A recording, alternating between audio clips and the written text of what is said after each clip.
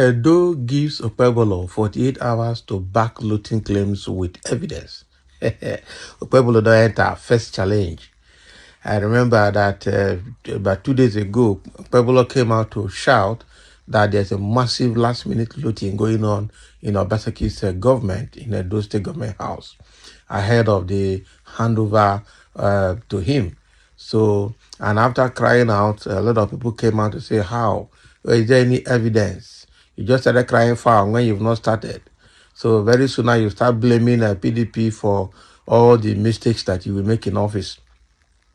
So, a sequel to all of that, Edo people have now come out to tell Okpebholo that he should, or rather Edo State government has now come out to say Okpebholo should, produce evidence in the next 48 hours to substantiate his claim.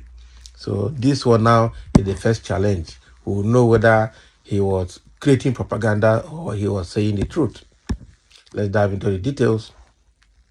The Edo State government has given the governor-elect, Senator Monday Okpebholo, 48 hours to substantiate the looting and vandalization allegations that he leveled against the government. So in a statement on Friday by the special advisor to the Edo State governor on media projects, Kruzo Osagi, the government also challenged Okpebholo to provide the names of banks from which the government has taken any loans in the last 3 months, according to his allegations, or any other evidence to validate his claims. He said the Edo State government is giving a 48-hour ultimatum to Senator Monday Okpebholo to provide veritable proof to substantiate his claims that government officials are looting and vandalizing assets in the state. So we are very serious government, and there is no room for such spurious and unfounded allegations, which is why we are demanding that Okpebholo and his handlers should, within the next 48 hours, provide credible and veritable proof to substantiate their claims.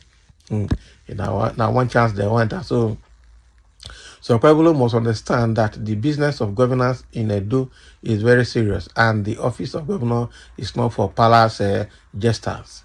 So it is on this ground that we demand that he within the next 48 hours, provide empirical evidence to substantiate his spurious looting allegations against the state government. Otherwise, he must tender an unreserved apology to the state government. He won't too.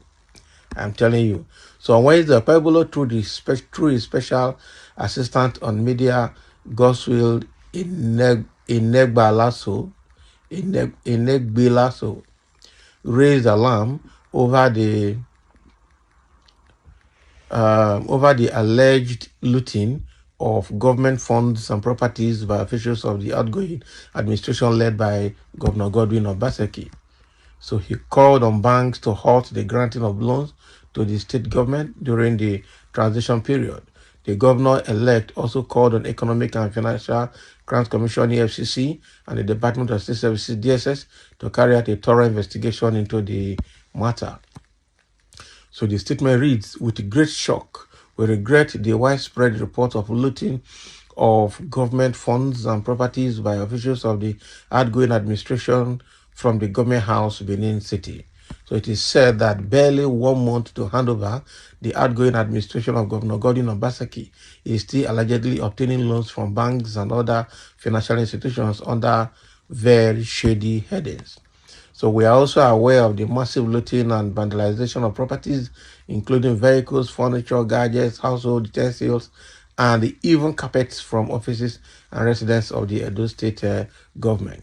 So he added, banks and other financial institutions are by this notice cautioned to desist from any dealings with all that will undermine the finances of the state, especially giving out of loans to Edo State government at this period of transition.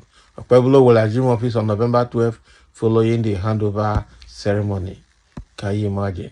So now, without, he should provide a proof, because if he just raised that alarm without a proof, then that would be too bad on his own part. If he just trying to create a propaganda that he will write down when he entered, he will say they borrowed so much and they started paying back without proof, then that also will affect his credibility, although in Nigeria, credibility means nothing to them. So that is what is happening in Edo State. So Edo State government has called on Okpebholo now as in fact, as a matter of urgency, within the next 48 hours, he should produce evidence, okay, that there has been massive looting and destruction and vandalization of government properties in the government house within the next 48 hours, and also bring out the list of the banks that are giving loans to the Edo State government within the past 3 months till now, so that they can verify all of the spurious allegations. Otherwise, Monday Okpebholo should go on air and tender unreserved apology to the government of Edo State under Govt Obaseki and also to the people of Edo State. That is what I thought they will say they will challenge him in court, or they will sue him, or they sue him for libel and all of that. So if he just to tender apology, then Obaseki government we need to shine eyes and watch what they are doing, because this allegation should not just close out by just issuing an apology. If what Okpebholo is saying is a lie, then there has to be a serious consequence to that allegation, to teach him a lesson that the business of governance is not a business of tea and sugar.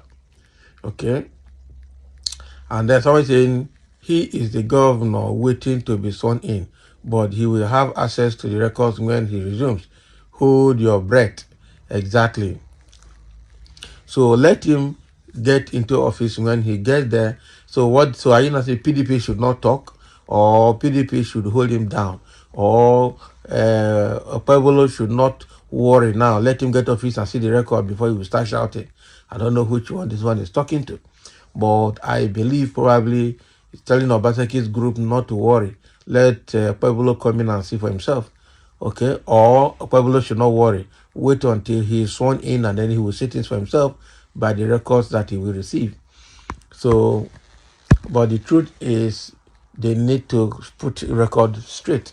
Obaseki's government need to make sure records are straight, need to make sure there's transparency in the handover process, and ensure that there is a hitch-free handover between them and the incoming governor, because without that there will be chaos even after they must have handed over. Okay. So, but Obaseki and his government should also be careful to ensure that there's no looting going on as alleged by Okpebholo, because if there is looting, if he does not produce any evidence now, I bet you by the time Okpebholo takes over fully, he's going to look for a way to get EFCC to arraign Obaseki and his people. In fact, the probing that will take place in Edo State this time around is going to be very, very bad. So, except if as this man is handing over, he's flying out of Nigeria. Except they will plan him that as they're handing over, they are shutting down his passport to ensure that he does not fly until the investigation is over. That will be too bad for him as well. So thank you for listening, and let's have your comments.